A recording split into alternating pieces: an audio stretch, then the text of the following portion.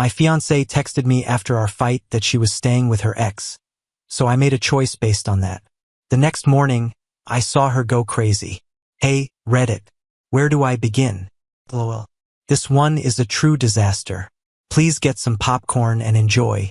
I'm a 29-year-old man who works as a union electrician. A lot of money. I own an apartment in the city. Get a good truck. I've been dating Briana, 26, for almost 3 years. She is in charge of content marketing. Makes good money, is good looking, and for a long time we were the couple that everyone wanted to be like. For the first 2 years, the relationship was strong. She had her own home in another part of town.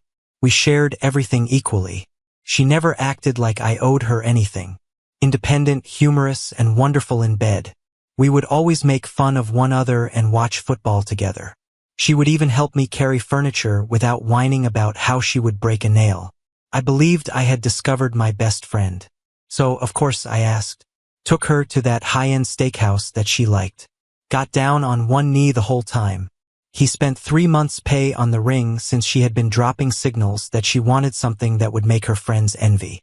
She sobbed, said yes, and then wrote 17 stories on Instagram about it. I felt like I was on top of the world. That's when everything went wrong. The ring must have turned on some switch in her brain. Now she's talking about our money instead of how to split the bills. Because that's what fiancés do, they started to expect me to pay for everything. Stopped cooking and cleaning and started treating my place like a hotel where she happened to stay for rent-free.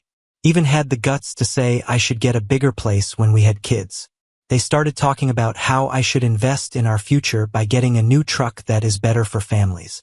In other words, she wanted me to pay $60,000 for a car so she could appear nice in the school pickup line.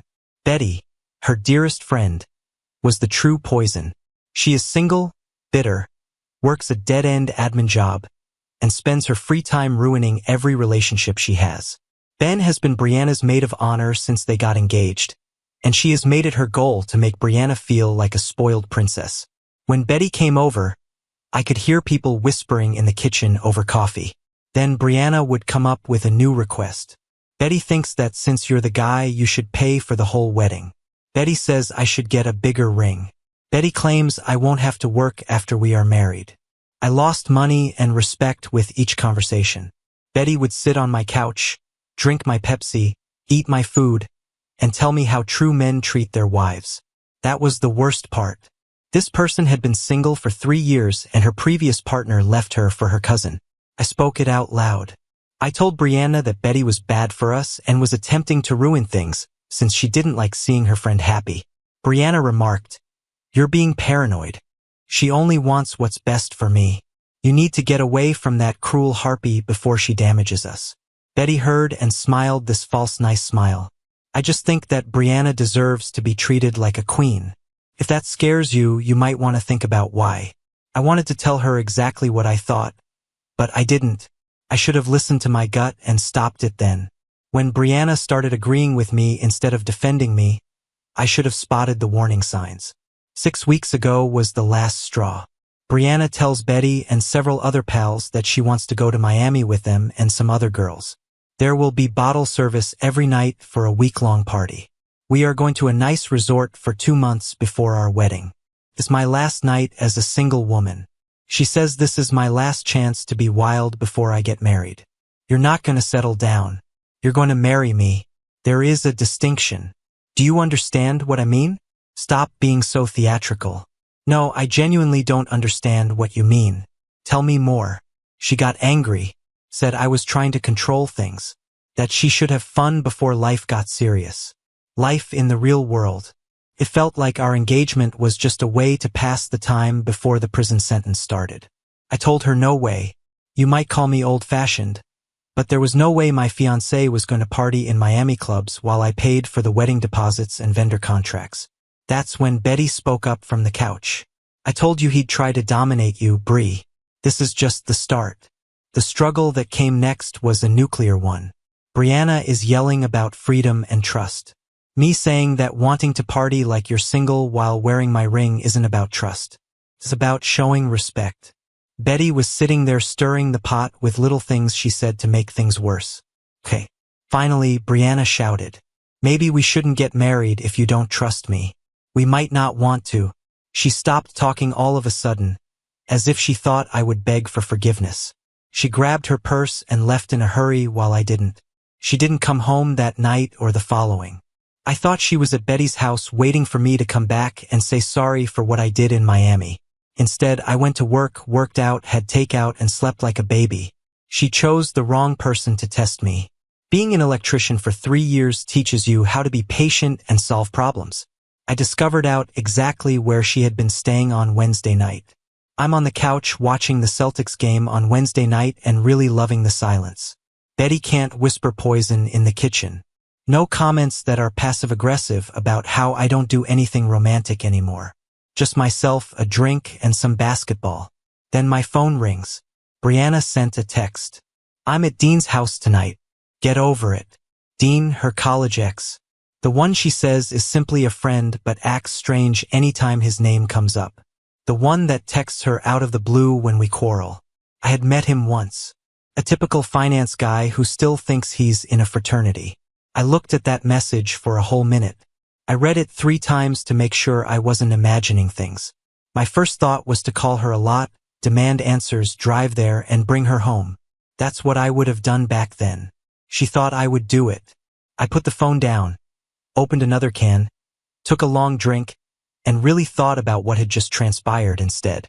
This woman, who was wearing my $8,000 ring, just told me she's spending the night at her ex-boyfriend's house and told me to live with it after allowing her bad friend ruin our relationship for months. The lack of respect was shocking, but it also made things clearer, like someone had just shown me who they truly were.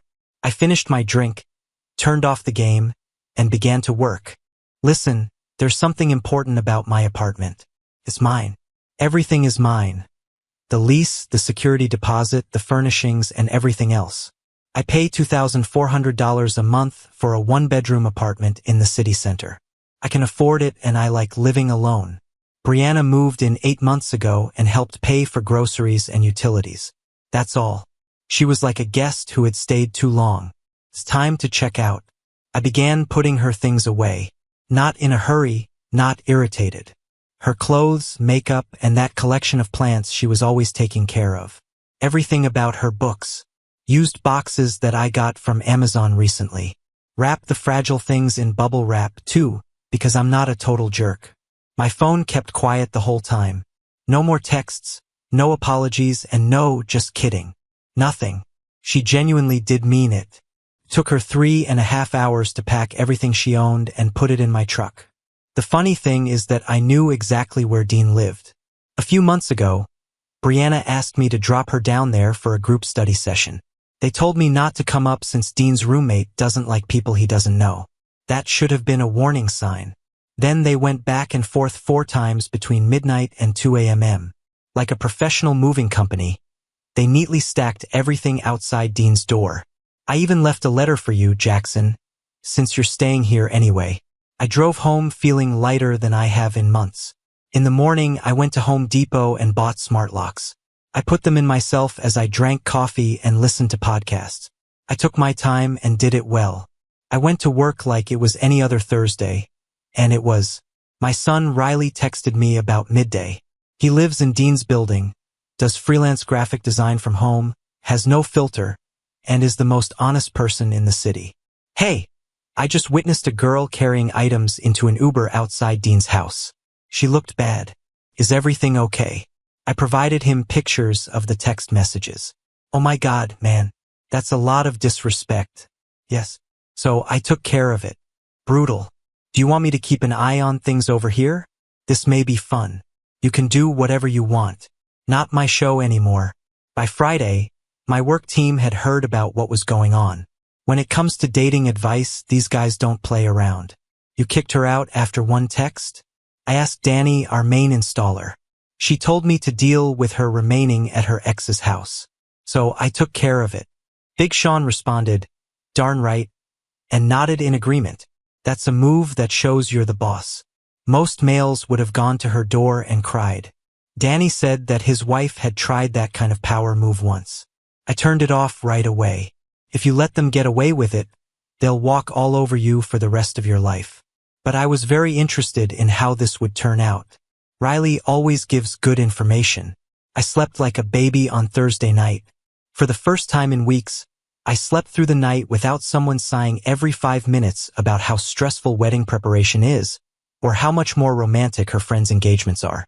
7:45 a.m. On Friday sharp. It sounds like someone is trying to get into my house. Check out the peephole. Briana looks like she just woke up after sleeping in a dumpster. There is hair everywhere. Her makeup from yesterday was running down her cheeks as she shook with anger. Open this door, Jackson. The key I have doesn't work. First, I took my time brewing coffee. The complete process, the French press, the excellent beans. I let her pound and scream for a good 5 minutes as I read my business emails. When I eventually opened the door, keeping the chain on, she looked like she was going to kill me. Good morning, sunshine. Did you sleep well? What did you do with my key? Your key? I gave you my spare key to borrow. I changed the locks.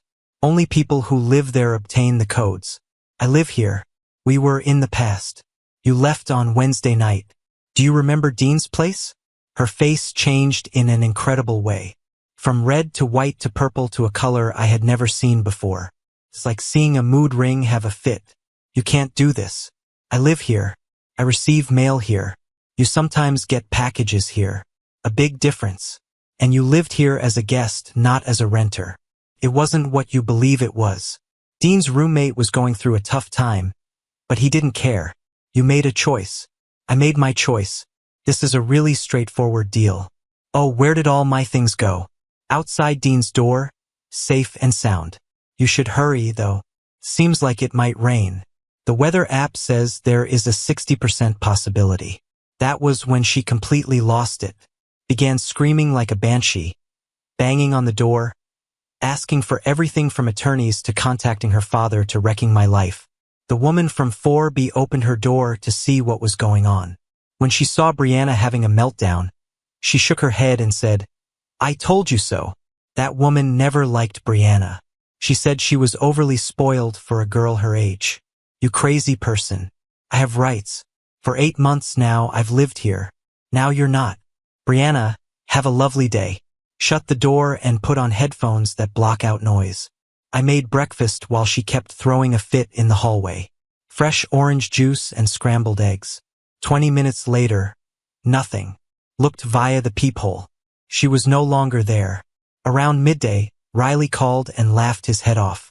Man, your ex came to Dean with red eyes and mascara all on her face. Begins putting boxes into an Uber. But here's the best part. Dean has a girlfriend. Be quiet.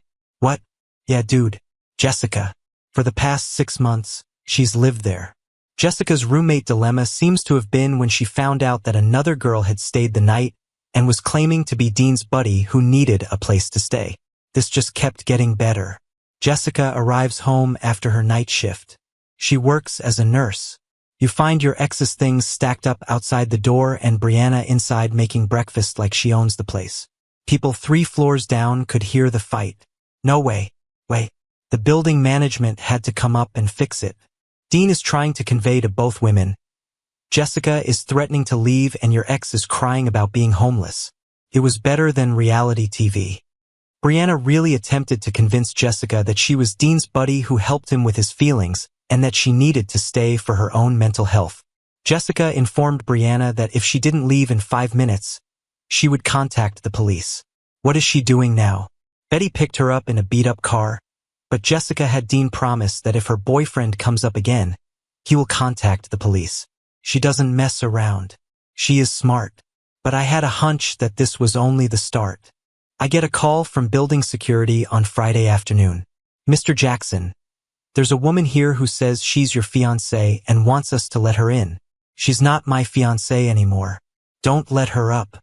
She's really angry about that, making a big deal out of it in the lobby. Something about her rights and how you're taking things from her. Not my issue. Thank you, Tony. But Saturday was a whole new level of insanity that I wasn't ready for. On Saturday morning, I'm drinking coffee and looking at my phone when Tony from building security calls. You need to come down to the lobby, Jackson. Now, your ex is here with an elderly man and a middle-aged lady who say they have the right to come into your residence. Be right there. I put on some clothing and go downstairs. Briana is with her dad, Richard, and her mom, Grace. They all seem like they're ready for battle. Richard is wearing his, business face and holding a manila folder. Grace has her arms crossed. The, I want to talk to your manager stance. Briana is suited up like she's going to court. They couldn't go up without my consent, Tony said. Guy used to be a Marine. Doesn't put up with anything. Richard starts right away.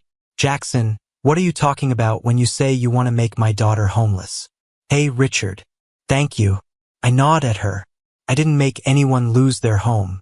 I broke off our engagement because she instructed me to deal with it when she opted to spend the night at her ex's house. Grace comes in before Richard can say anything. You can't just kick folks out. She has rights. She has been residing here. Grace, my guest, never signed a lease, paid rent, or made her home legally. That's just silly.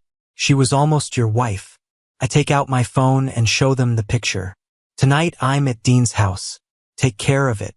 That's not how a wife talks to her spouse. Richard's eye is twitching. Grace's mouth drops open. She said it was innocent.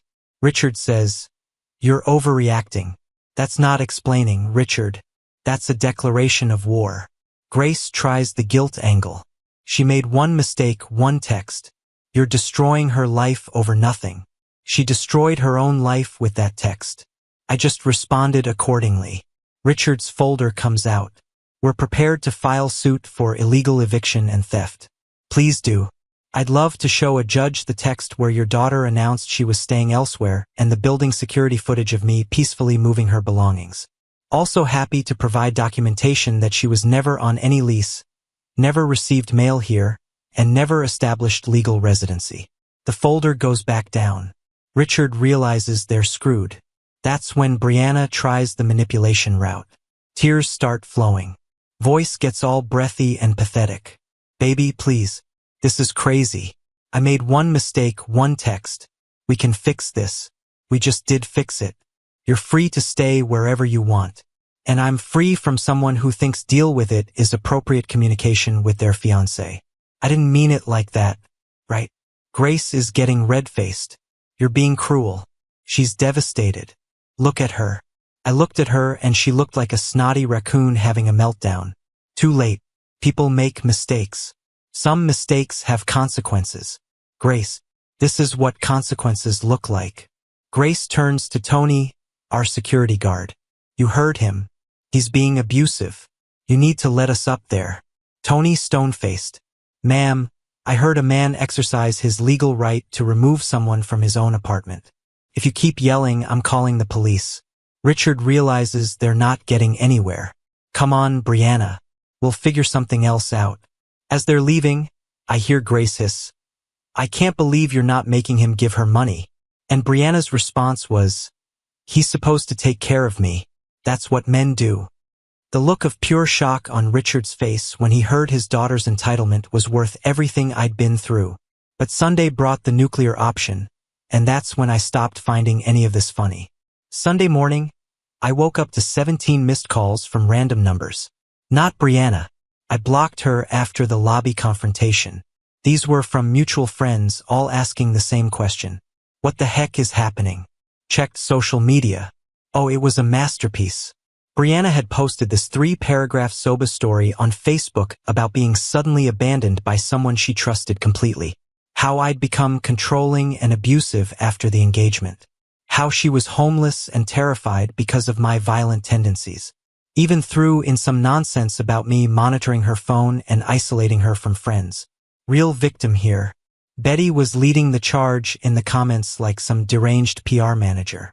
I always knew he had anger issues and Briana is so brave for speaking out and Jackson fooled us all, but I never trusted him. The echo chamber was in full effect with her flying monkeys calling me every name in the book. But here's where Betty made her first mistake. She started her own Facebook post about supporting survivors and how she'd always seen the red flags with me. Posted photos from our double dates with captions like I should have protected her from this monster. I posted exactly one response.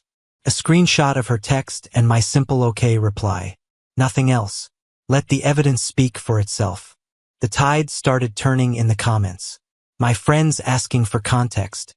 Her friends demanding I tell the truth about what I'd done to her. Then Jessica, Dean's girlfriend, dropped a nuclear bomb.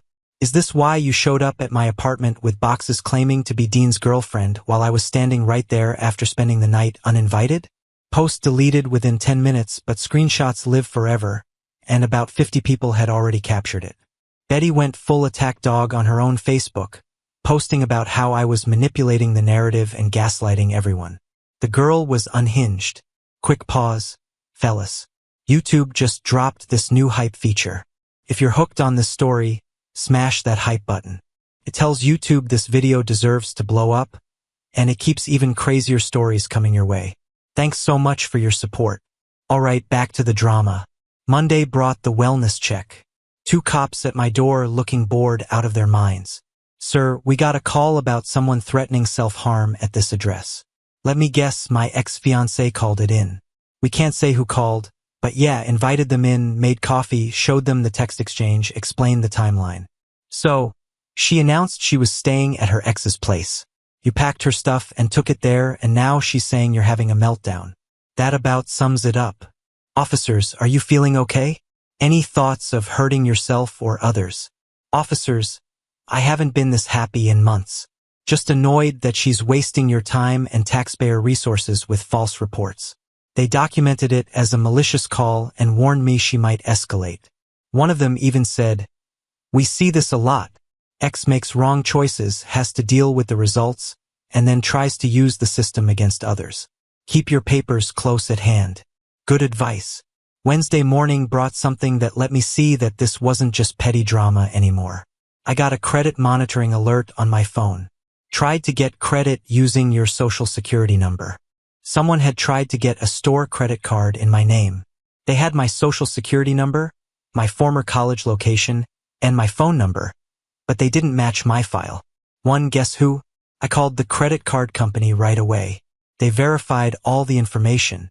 I tried to get a card with a $2,000 limit, but it froze my credit at all 3 bureaus since it had the wrong phone number and all my personal information. After that, I phoned the police. The officer who took my statement was the same one who did the wellness check. Your ex-fiancée again? Yes. She's becoming worse. Jackson, stealing someone's identity is a crime. Now this is serious. No more games. Made a formal report. Got a number for the case. The police told me to think about getting a lawyer and a restraining order. There will be more attempts after this one. He was correct. On Thursday, I got messages saying that someone was trying to change the passwords for my email, my bank account, and even my PlayStation account. All of the attempts were going to an email address that I didn't know. On Friday, Riley called with an update that made me very angry. Your crazy ex-girlfriend talked Dean into letting her remain till she gets back on her feet. That was 3 weeks ago. She has taken up their whole flat. What do you mean? You moved the furniture about, tossed away Jessica's things, and keep saying that you're going to come to your senses and ask her to come back. She's utterly out of her mind. The nerve was unbelievable. Jessica is ready to leave. At this time, Dean is scared of both ladies. Oh, and she tried to use your credit card to get $300 worth of goods delivered to their house. What did she do? The delivery man came with bags of pricey things. The complete foods experience. Organic this, gluten-free that. Dean didn't know what was going on. They called the number on the order and it was your card. Dean turned down the delivery and told the store about it. Another crime. Great. But hold on, it gets better. She's been telling everyone in the building that Dean is her new boyfriend and that they're working things out. He posted Instagram stories from his flat about starting over and finding true love. Jessica spotted them and went crazy. That's when I made the decision to go nuclear. But first, I had some work to do. It's time to give back that $8,000 ring.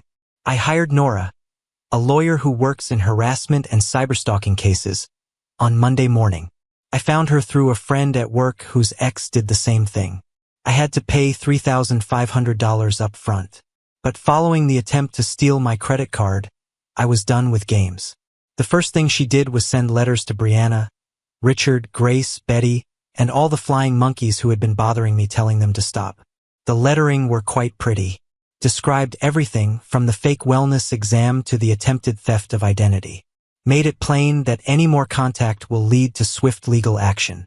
Most of Briana's pals stopped talking to her right away. Richard did sent a formal apology through his own lawyer, claiming he didn't know how bad his daughter's behavior was getting and that he would make sure there was no more contact. Betty's answer was worth a lot. This is harassment. Briana is the one who gets hurt here. Jackson wants us to be quiet. Nora sent back a 2-page letter that explained how criminal law works. Your client's acquaintance has done a lot of bad things. If you contact us again, we will report it to the police as obstruction of justice. After that, there was no communication. But before we could move on with the case, I had one more thing to do. I asked her what was going on with the ring. If the person who receives the ring breaks off the engagement, the ring goes returned to the person who gave it. People think of it as a conditional gift. Great. I still had the insurance papers, the appraisal, and the receipt. Nora wrote a formal letter demanding that Briana return the ring within 72 hours or face civil action for theft and conversion. The letter was sent to Betty's flat, where Briana was still staying. My phone blew up on Tuesday. Briana had bought a burner phone and was contacting me from numerous numbers, yelling that the ring was hers and I had no right to take it back. You gave it to me. You can't just take it back because you're throwing a fit. Briana, read the letter. I'm not offering you anything. This is my ring. I worked for it. You earned it by instructing me to deal with the fact that you were staying at your ex's apartment. Payment plan that is interesting. That's when she truly went crazy. Started yelling that she will kill me. How she would never give the ring back. How I was crazy for desiring it. We'll see you in court then. Wednesday. Riley called to give the details. Hey man, your ex is going crazy over here. She has been yelling at Betty over the ring, weeping, and throwing things. Betty is getting tired of her nonsense. What are you talking about? It looks like Briana has been using Betty's house like a hotel, eating all of her food, borrowing her car without asking, bringing random guys back for revenge hookups, and leaving messes all over the place. Betty finally lost it and ordered her to act like an adult and deal with her problems. Oh no, the sisterhood was falling apart. Briana cried because she thought Betty was meant to be on her side and help her. Betty advised her that being there for someone doesn't mean letting them live in their own world. They got into a big brawl. Briana left in a hurry, and Betty changed the locks. Where is she living now? Back with mom and dad. But here's the deal. Grace has been contacting Betty and yelling at her for leaving Briana and ruining her life.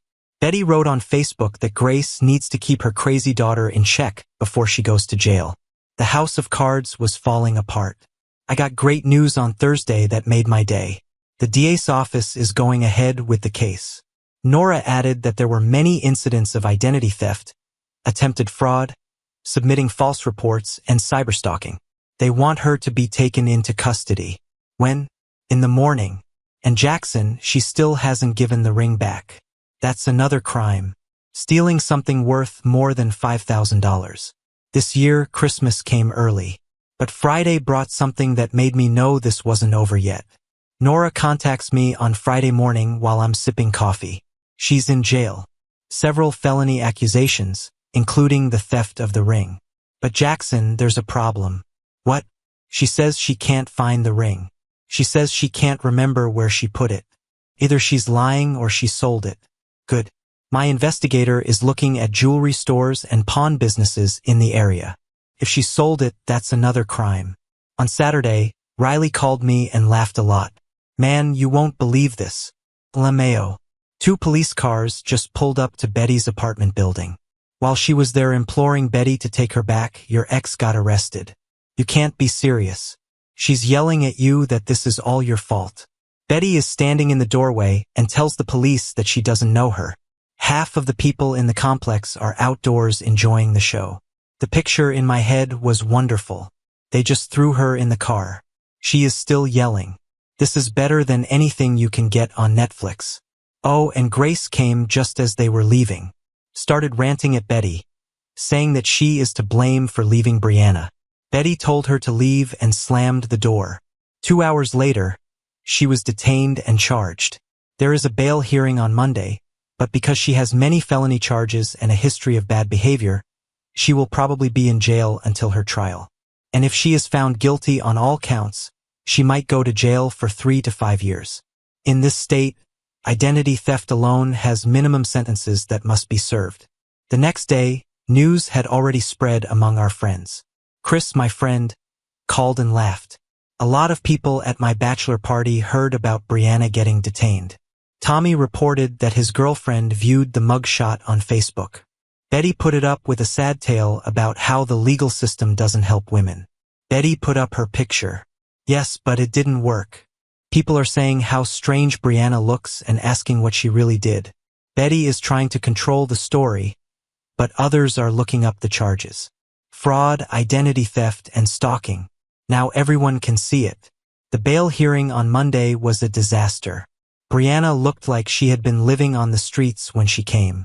Her hair was dirty, her clothes were crumpled, and she had bags under her eyes. Her public lawyer asked for her release on recognizance, saying that she was a young woman who had been through a lot of emotional suffering because of an abusive relationship. That's right, teenage girl. The prosecutor went over the history of the crimes, which included false reports, identity theft, attempted fraud, harassment despite cease and desist orders, attempted employment sabotage, and the theft of a $8,000 engagement ring. The judge looked at the proof for around 30 seconds. The bail is set at $50,000. The defendant must not talk to the victim and must give up her passport. To get her out, Richard had to put his house up for sale. I nearly felt sorry for the man. Grace was in the courtroom making rude statements that everyone could hear about how I was ruining the life of an innocent girl. The bailiff had to instruct her to be quiet 2 times. The hearing for the restraining order was even better. Briana's counsel sought to make the woman look bad by saying she was emotionally broken and not thinking rationally. The judge didn't believe it. The restraining order lasts for 5 years. Any interaction at all will get you arrested and sent in jail right away. But here's the catch. In the realm of content marketing, news spreads quickly. Getting arrested for internet crimes when you need to trust people online for work. That's the end of your career. She was let go before she could even pay her bail. And because she has criminal accusations against her, she's very much banned from the whole industry. No one will hire someone who is facing felony cyberstalking charges. 3 months later, she went back to live with her parents in Ohio. She was 26, living in her childhood bedroom, unemployed, facing felony charges, and still had no ring. The investigator for Nora found it at a pawn shop in the city. 2 days after I kicked Briana out, she sold it for $2,000. We got it back, and now she's being charged with selling stolen goods. Richard delivered one last message through lawyers. A check for $6,200 to pay for all the fake charges and my legal bills. Included a message. I feel bad about how my daughter acted and want to make it right. I kept the cash. Richard was a good guy, but he had a terrible daughter and a wife who let her throw fits. The trial was set for 6 months from now, but Briana's lawyer wanted her to make a bargain. The restraining order continues in place, and the person has to go to anger management counseling and pay back the full amount. She took it instead of risking 5 years in prison. I assumed that was the end. I was mistaken. I started dating Leah, a veterinarian who owns her own clinic, 3 months into her probation. She is smart, pays her own bills, and has never once told me to deal with anything. That's when Briana started stalking and harassing again in a big way. I'm doing great 6 months later. I'm still at my apartment, but I took up some extra shifts that raised my pay grade. Leah and I are doing well. The Briana nightmare seemed like a long time ago until she learned about Leah on social media. After that, the harassing started all over again. She made phony Instagram accounts to monitor Leah's veterinarian clinic page and left 1-star reviews saying Leah was unprofessional and snatched someone's fiancé. Leah did a great job of handling things. She took a screenshot of everything, notified the platforms about it, and said she wasn't going to allow some pitiful ex. But Briana wasn't finished. She began coming to Leah's clinic and saying she needed to talk to her about something urgent. Every time Leah's receptionist saw her, she phoned security because she knew her from the pictures I had shown her. This occurred next. At our friend Chris's wedding, things finally fell apart. I almost didn't go because I thought my crazy exes could turn up, but Leah talked me into it. She said, "Isn't she supposed to be on probation and not be able to talk to you?" Riley greeted us there. He had been looking forward to this wedding for weeks, partially because he is friends with Chris and partly because he wanted what happened to happen. The ceremony went well. The hour of cocktails was amazing. Food was good, beverages were better, and I saw people I hadn't seen in a long time. Riley grabbed my arm with an evil grin just as I was starting to relax. "Hey man, don't look now. But look who just walked in looking like a whole mess." I still looked. She was visibly drunk and weaving through the door in a crumpled outfit that looked like she'd slept in it. Riley pulled out his phone and remarked, "Oh, this is going to be legendary. I'm receiving all of this. This is going right to the group conversation." Briana saw me from across the room and ran right to me, knocking over a centerpiece and treading on someone's foot along the way. "Jackson," she said it in a way that everyone at the reception could hear. "There you go. I knew you would be here." People stopped talking. People turned their heads. People took out their phones.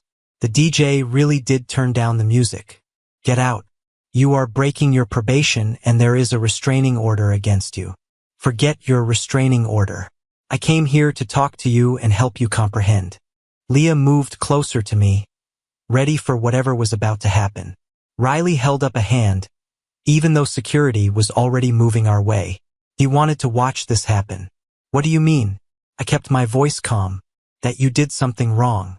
That we are meant to be together. I forgive you for all of it. The arrest, the lawyers, everything. We can begin again." The delusion was hard to believe. She really thought this was romantic. "We're done, Briana. It's been more than a year since we were done. No, you're just being hard-headed. And this?" She looked at Leah with utter hate. "This is your sad rebound. Your lower grade? She isn't even that attractive."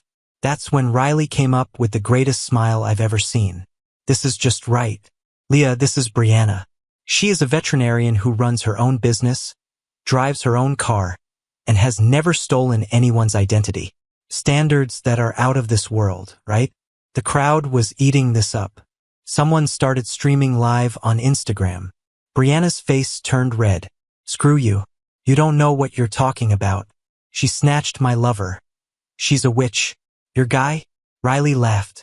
"You instructed him to deal with you living with your ex. Lady. That's not how to keep a guy. That's how you become messed up." 2 security guys showed up just on time. "Ma'am, you need to leave right away." "No, I'm not done. Jackson, please, you have to listen to me. I love you," she said as she sought to grip my arm. I took a step back. The police came in. "This is harassment. This is against the law. I'll sue everyone here." "With what lawyer?" Riley said as they proceeded to lead her out the door. "Didn't Daddy already use his retirement money to get you out of jail?" The crowd loved it. The bride and groom were even watching from the head table and trying not to laugh. They pulled her toward the door, but she made one more desperate move. "Jackson, do you recall what we had? Do you remember how great it was before you messed it all up?" Riley put his hands around his lips. "Yes, the best part was when he messed everything up." The whole reception went crazy. People were filming, laughing, and clapping. "Deal with it. Deal with it." Someone started to shout. That was her last scream as security pulled her out the door. "I don't like any of you. Leah is ugly and Jackson is a loser." Riley's last shot. "You wouldn't be here begging for him back if it were true, honey." It was all over social media in a matter of minutes.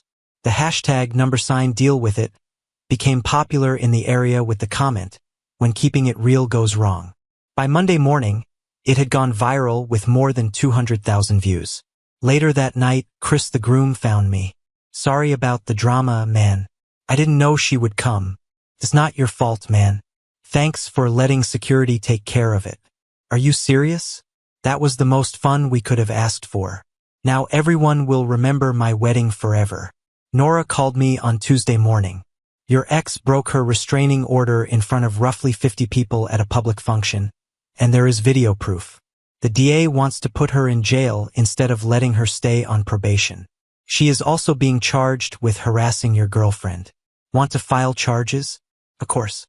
The last I heard, she was going to be in jail for 18 months. She wanted me to take care of it. I did it my way.